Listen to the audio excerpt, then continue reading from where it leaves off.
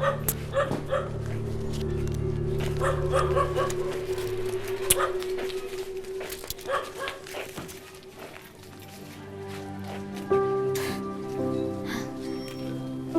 Joaquin. Ako nga pala si Blanca. Alam mo, isa ako sa mga tagahanga mo eh. Paborito ko lahat ng kanta mo, sa ulo ko lahat yun.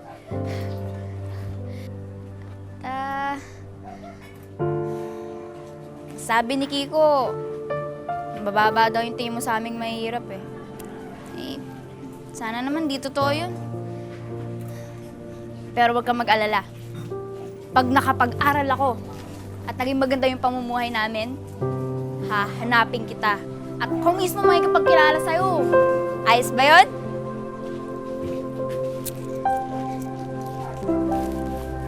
Sino ka nakakausap mo? Joaquin? Nagsasalita ka? Hindi ako si Joaquin. Dito ako. Oy! Sino yung kasama mo? Ito nga pala si Boyong, tropa ko. Tulungan ka niya makapag-aral, Blanca. Ah! Talaga paano? May iaalok akong trabaho sa inyo ni Kiko. Malaki kikitain niyo dito. Ano yan? Madali lang. Akyat bahay.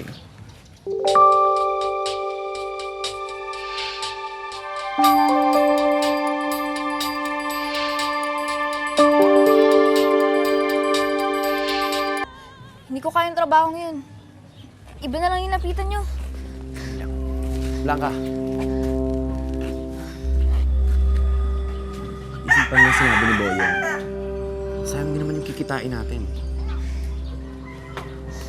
Kiko, naririnig mo ba yung sarili mo?